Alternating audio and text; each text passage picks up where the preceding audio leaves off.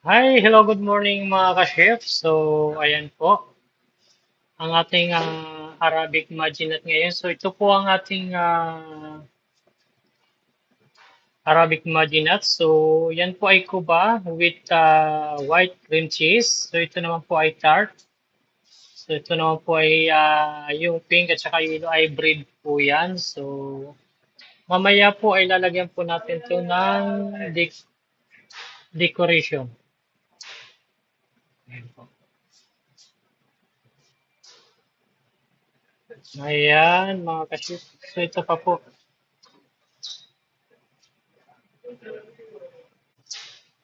Ito naman po ay macaron. So, macaron pink po ang kanyang kulay ng macaron, mga ka-chef. So, ayan po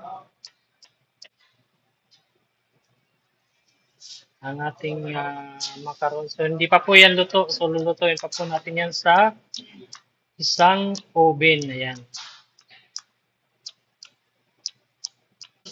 Bali, ito po ay yan na. Luto na po yung ating macaron. So, dalawang kulay po. Pink po ang kulay at saka blue. Pagkatapos po niyan, fondant, ano, fondant sugar yan. Yan na po. So, tapos lalagyan po yan ng decoration.